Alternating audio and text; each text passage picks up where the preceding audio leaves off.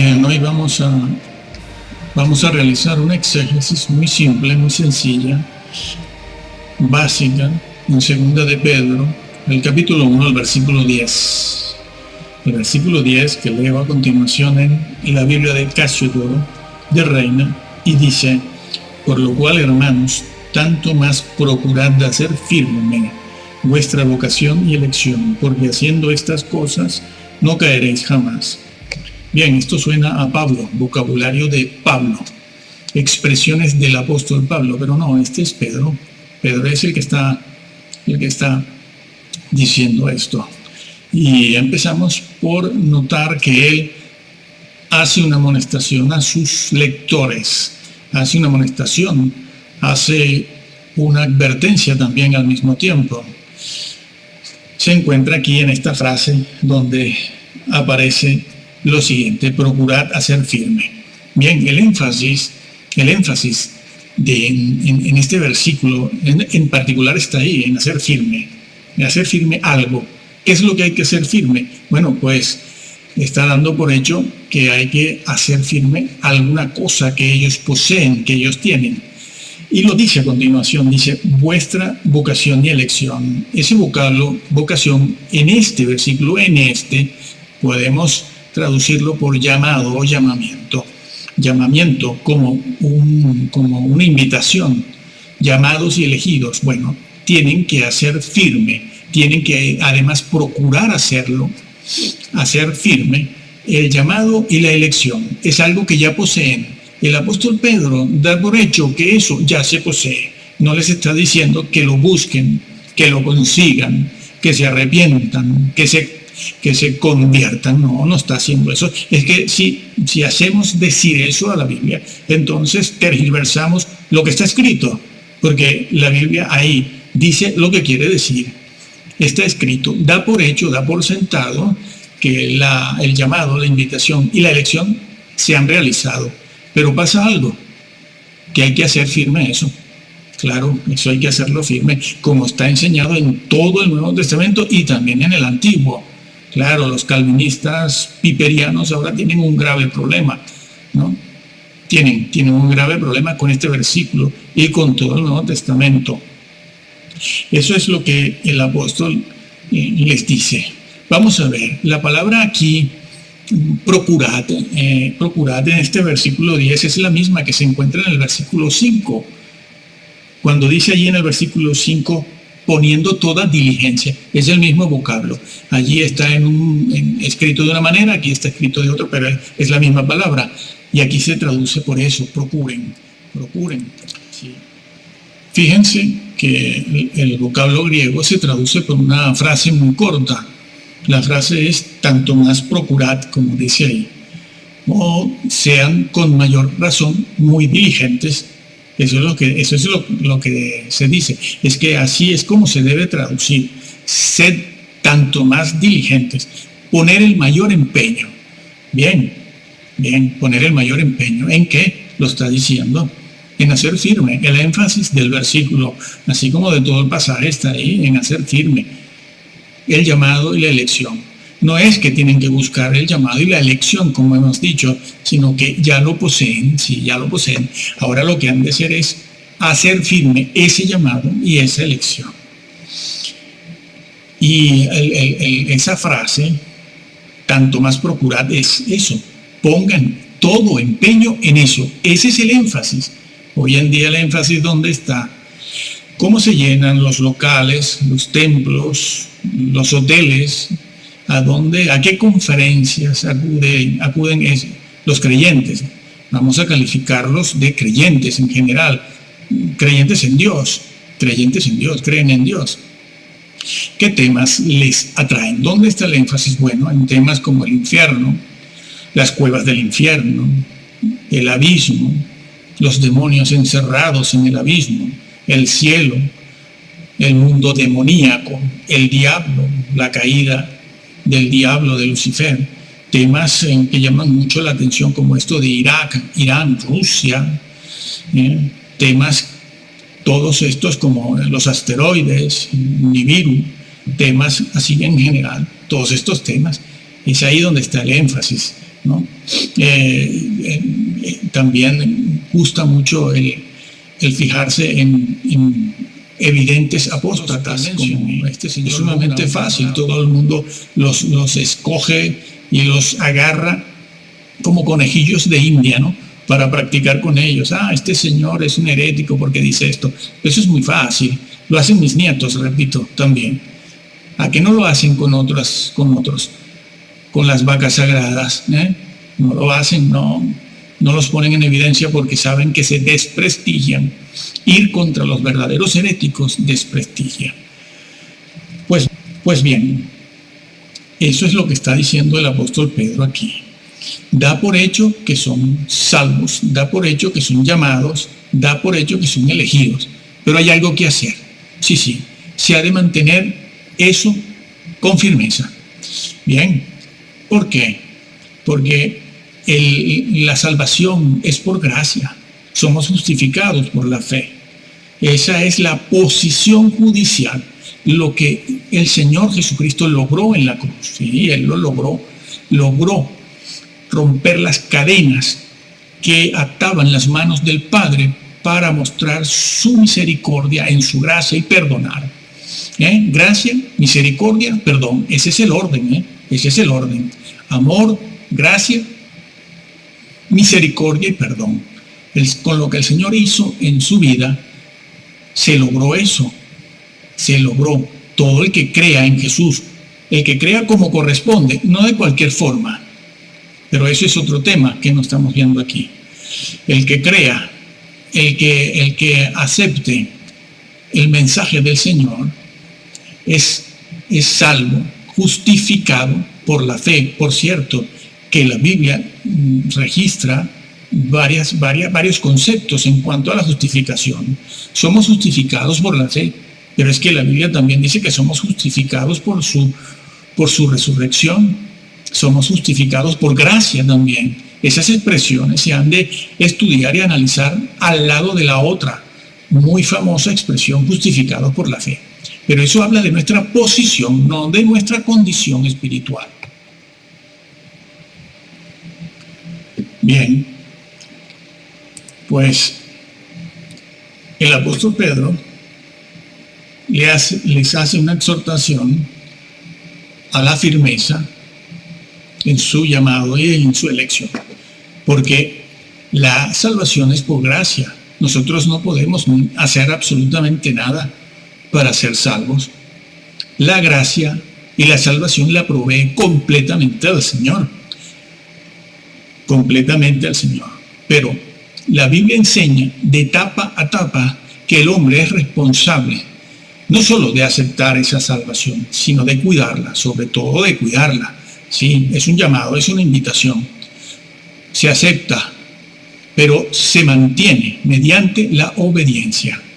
La obediencia a todo lo que el Señor pide que obedezcamos. Sí, señor, sí. Por eso, por ejemplo, y lo leo porque lo tenemos por aquí, por eso el Señor, por ejemplo, en 2 de Tesalonicenses dice: por tanto, hermanos, manténganse firmes. Aquí habla el apóstol Pablo, no Pedro.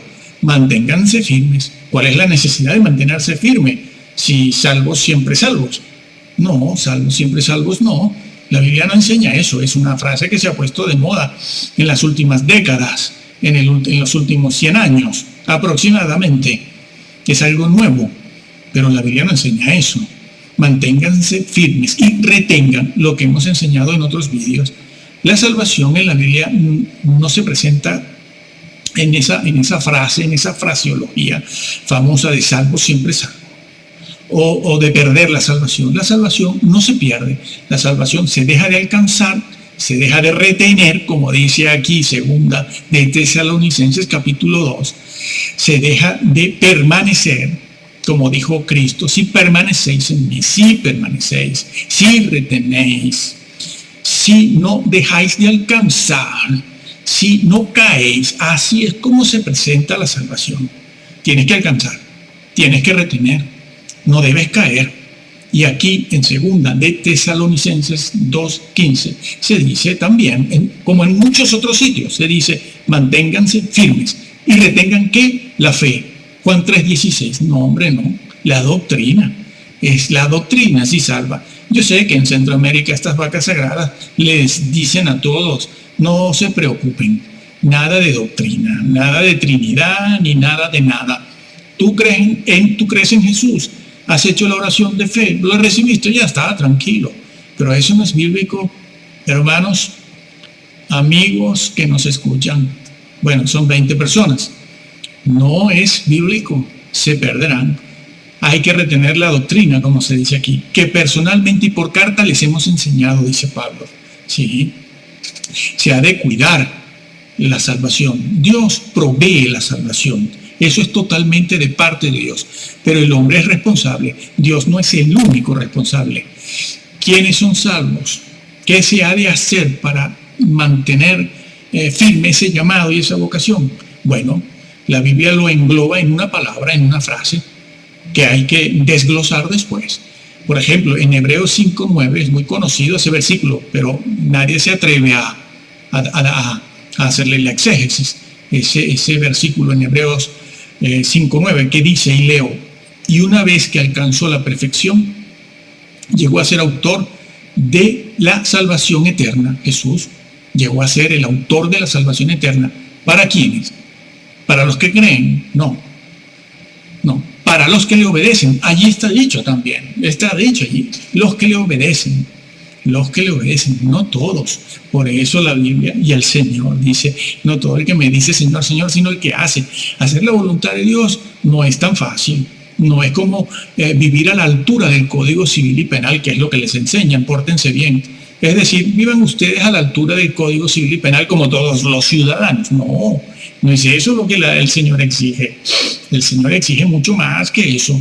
Y no deben calificarlo de severo. El Señor no es severo por eso, ¿no? Como aquel que tenía solo un talento y se acercó al Señor diciéndole eso, oye, es que tú eres muy severo. Pides lo que no das. Pides lo que no das, ¿sí? Y quieres recoger donde no siembras. Y el Señor dice, madre mía, lo que dice este siervo inútil, a las tinieblas de afuera, de entrada. Claro, un siervo con capacidades, dones, talentos, etcétera, pero se descuidó. Y así otros casos más que están en nuestros medios colgados en internet. Bueno, para el que lo quiera ver, que aquí no estamos por darle pulgar arriba, ni suscripciones, ni nada de eso. Eso no va con nosotros, desde siempre. Bueno, eso es lo que dice y enseña la Biblia. Hay una parte que la hace el hombre y hay otra parte que la hace el Señor. La posición que nos justifica delante de Dios es una justificación por la fe. Esa es la posición legal, jurídica. Es una posición jurídica, legal, tiene carácter jurídico. Pero hay otra cosa que es la condición espiritual. La condición espiritual, estamos viéndola aquí en este versículo en parte. En este versículo no se dice todo, pero no vamos a salir de él porque se haría muy largo. Bien, pues la condición espiritual se ha de cuidar. Entonces, nadie discute que la justificación es por la fe. Pero el hombre es responsable. El cristiano tiene que cuidar su llamado y su elección. ¿Por qué? Porque haciendo estas cosas no caeréis jamás. ¿Caer de dónde? Bueno, de lo que viene hablando. ¿De qué viene hablando? Como veremos ahora. Pues viene hablando de la salvación. Nada menos que de la purificación de los pecados. Es que lo dice en el versículo 8 y 9. Lo vamos a leer ahora. Lo dice. Ha olvidado la purificación de sus pecados, claro, porque es un creyente, cuyos pecados fueron purificados. No sirve decir aquí que esto es un visitante, o esto es un señor al que se le dio un tratadito en la calle. Quienes le están diciendo esto en Centroamérica no son teólogos, son personas que habrán pasado por un seminario, nada más. Pero no, y se dedican luego a leer libros por aquí, libros por allá, a ver lo que dice este, lo que dice el otro, lo que dice el de más allá, lo que dicen los calvinistas, porque se han convertido al calvinismo, no a la Biblia, y ahora últimamente se han convertido en calvinistas piperianos, ¿no? Este señor que dice que el pecado lo creó Dios, que está de acuerdo con la fiesta de Halloween, que etcétera. Necesidad, entonces, repetimos, tiene el apóstol Pedro, de decirles a estas personas, que él dice que sus pecados han sido purificados, que ya tienen el llamado y la elección. Sin embargo, les dice, no caeréis jamás. Pues se refiere y les está diciendo que no caeréis, que no van a caer de esa salvación en la que están, de ese llamado y de esa elección. No caen. Pero si lo está diciendo el versículo directamente, si está allí mismo en el texto, en el contexto, es que es increíble, amigo. Es que, ¿qué es lo que les pasa? ¿Caer de dónde? De las obras, de los premios. ¿Dónde se está hablando de premios aquí? No se habla de premios aquí. Se está hablando del llamado y la elección. Es a eso a lo que se refiere Pedro, ¿no? Si caen de ahí, se pierden. Tienen que hacer estas cosas. ¿Qué pasa si no las hacen? Las cosas que están en el versículo 7, 8 y 9, como veremos ahora, caen de ese llamado y de esa elección. No sirve decir, ¿no? Como siempre se ha dicho últimamente también, se dice, no, es que no habían nacido de nuevo. Pero es que el apóstol Pedro aquí no los trata como a incrédulos o nuevos creyentes o personas que no se han convertido. Los trata de hermanos, como hemos dicho. Sí, por cierto, que el apóstol Pedro se dirige a ellos como hermanos en los versículos anteriores, sí. Y sepan que es el único lugar donde el apóstol Pedro emplea el vocablo hermanos. Claro, porque les va a decir algo muy serio. Es esto lo que le está diciendo, ¿no? Pues bien, sí, esto es lo que les dice el apóstol Pedro. Ese vocablo, caer, es tropezar, sí, significa eso. Y es una referencia a la pérdida de la salvación, como el versículo lo hace obvio, y más obvio lo hacen los versículos posteriores y anteriores, como vamos a ver. Muy bien. Aquí decimos ya de una vez, ya que estamos diciendo lo que decimos, lo que acabamos de decir, para no romper el hilo del pensamiento de la idea, que es que el apóstol Pablo también lo dice por otras partes. Es posible recibir la gracia en vano. Sí, eso está dicho. Está dicho y lo leo directamente. 2 Corintios 6:1. Por lo tanto, nosotros, dice Pablo, como colaboradores de Dios, les rogamos a ustedes. Es un ruego, como hace el apóstol Pedro en el versículo que estamos viendo.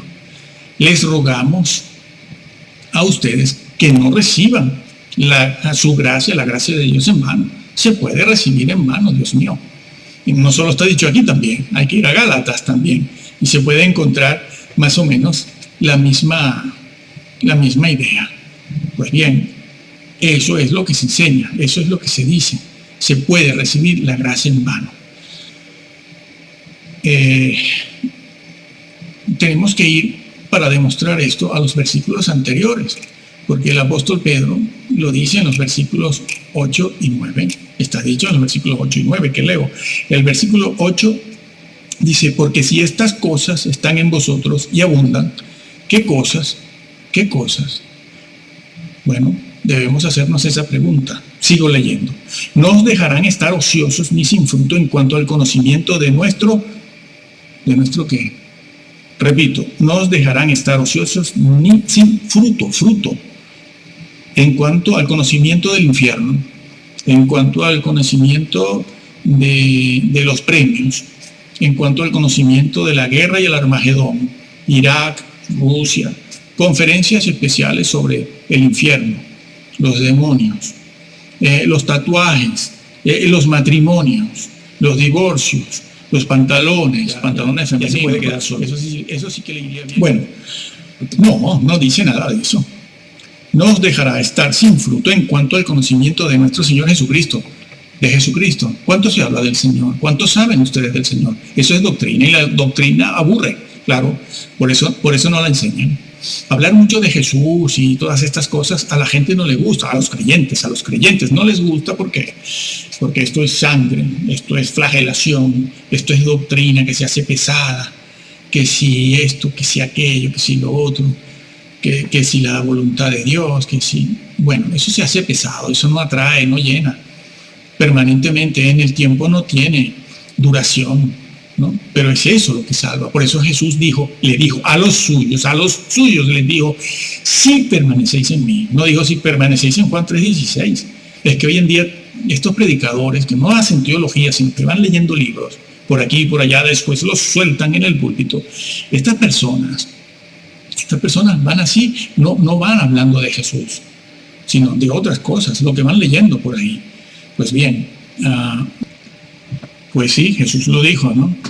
Si permanecéis en mí, se lo dijo a los suyos.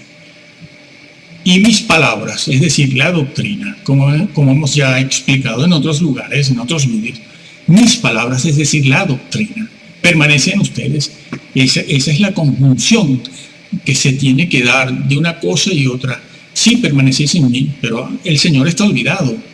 Lo aceptaron un día como Salvador, es Dios, la oración de fe, Juan 3:16, punto, ya, venga, ahora a danzar, a cantar, venga, tambores por aquí, tambores por allá, ay, no me toquen a los músicos, como dice este de Centroamérica, ¿no?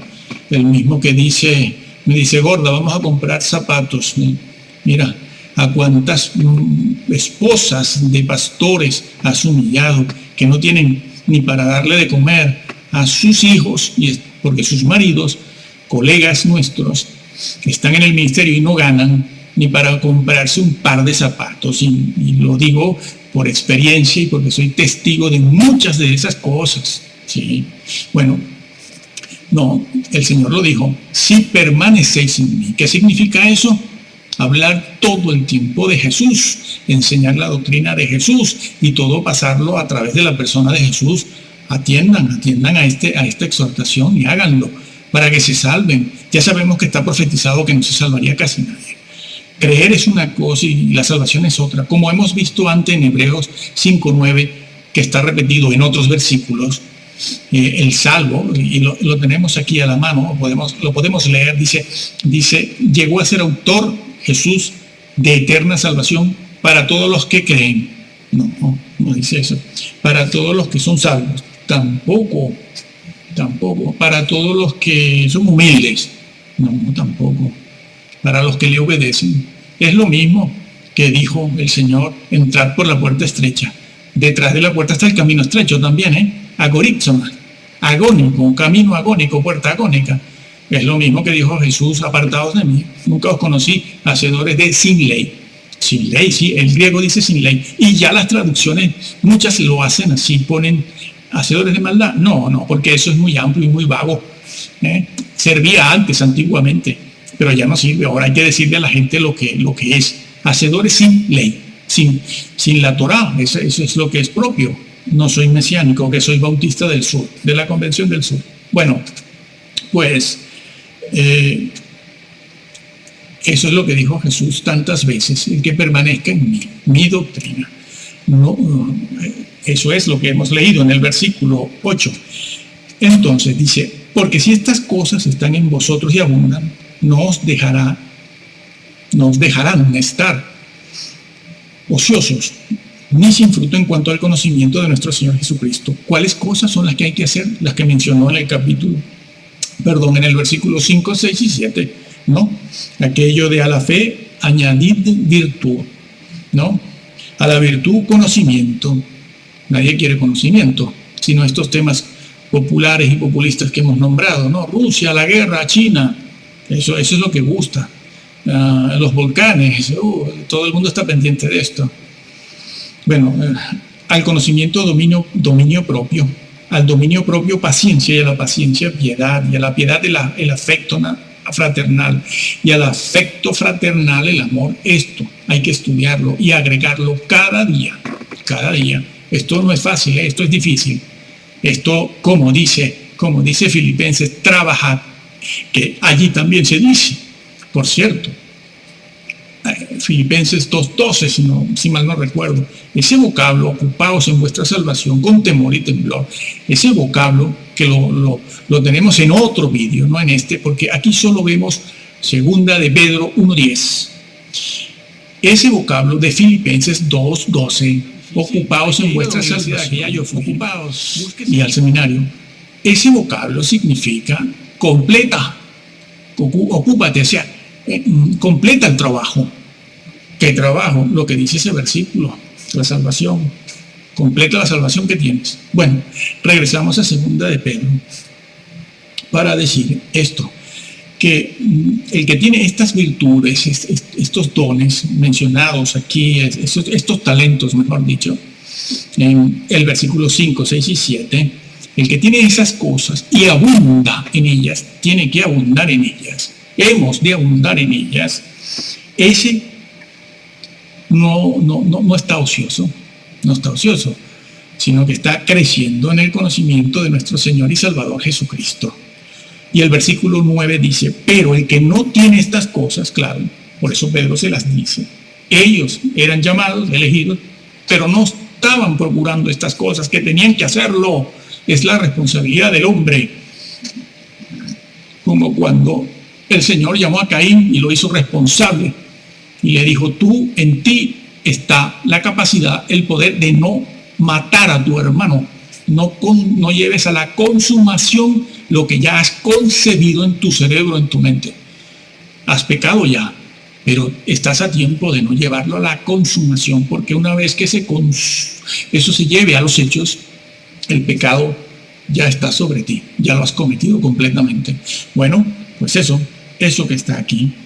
El que no tiene estas cosas es ciego, dice, tiene la vista muy corta, es ciego, habiendo olvidado la purificación de sus antiguos pecados, lo dice, antiguos, además hace referencia en el tiempo, al día en que esa persona conoció al Señor y se convirtió, recibió, quiso salvarse, quiso, aceptar la salvación, de hecho lo hizo, por eso es un llamado y un elegido, sí, pero el hombre ha de hacer algo, ha de mantener esa posición con una condición de santidad y obediencia, que no es lo mismo ser santo que obedecer, y se han de hacer las dos cosas. Se ha de ser santo, el santo se llama santo, porque solo los santurrones entran en el cielo, y se ha de obedecer. Pero esos son otros temas que también hay que buscarlos, a que no se los enseñen. Los que aman al Señor son muy pocos. El Señor lo dijo. El que me ama, mi palabra guardará.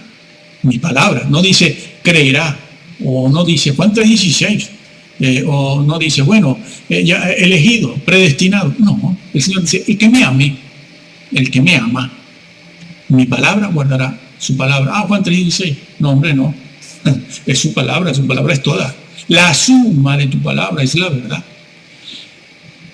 Mi palabra guardará, y mi Padre entonces le amará, dice el versículo, y vendremos a él y haremos morada en él. Guardar su palabra, claro, es obedecer lo de Hebreos 5:9 que hemos leído. Es eso. Porque es muy fácil decir, acepta a Jesucristo. Bueno, ¿qué significa eso de aceptar? O mejor dicho, de recibir. Que yo creo en él. Espera un momento. El que ama mi palabra y la guarda.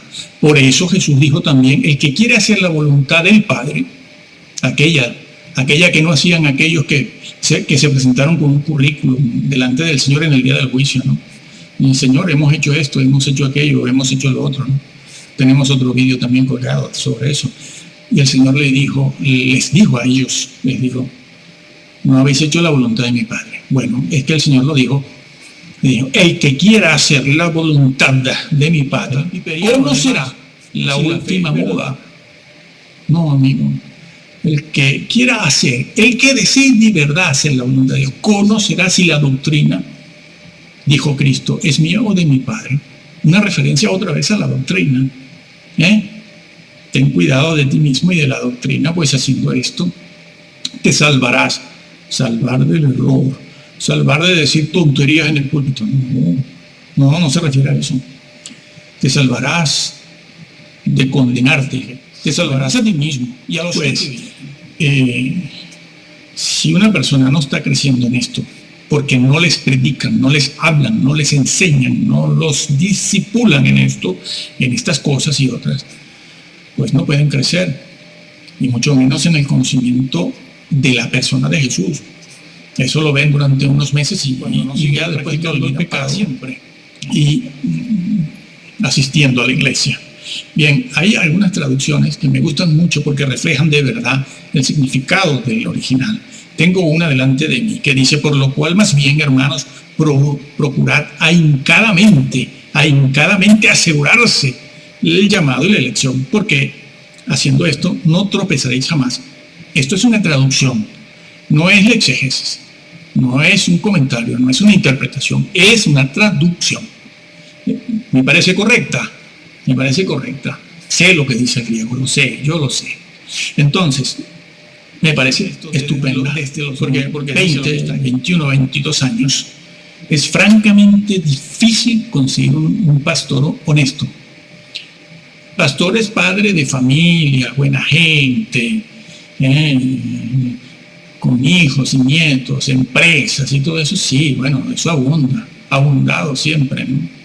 Pero conseguir un hombre de Dios honesto, como los profetas, como Habacuc, o como Jeremías, o como Elías, o como Isaías, etcétera, es muy difícil, es muy difícil.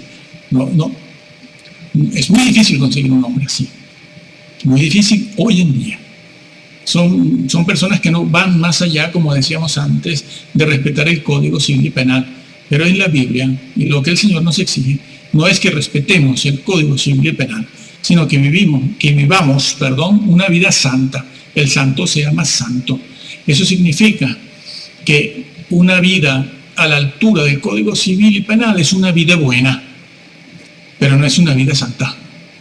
No es una vida santa. Una vida santa, según la santidad y la obediencia, según lo que el Señor pide, es mucho más que eso.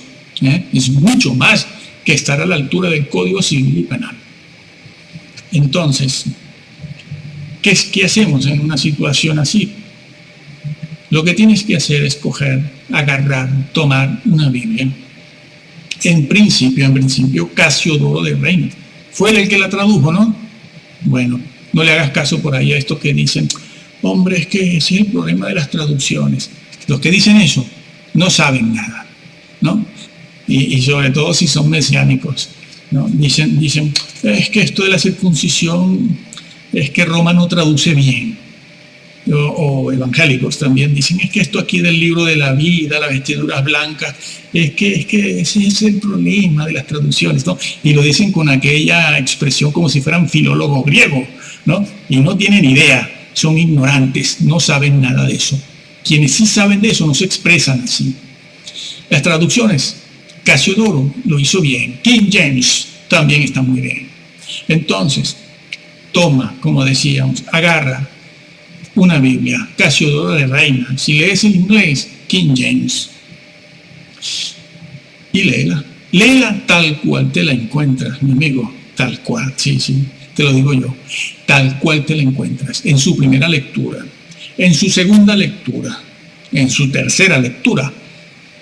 Cuando empieces a encontrar algunas cosas que vas descubriendo, empieza a indagar, a escudriñar, a investigar.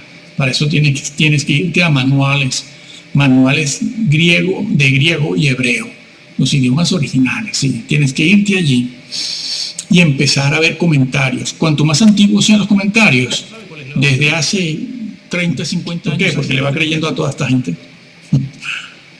Entonces, léela tal cual está, en su primera y segunda y tercera lectura. Después tendrás tiempo de ver si cambias algo o no, lo que investigas o no, ¿no?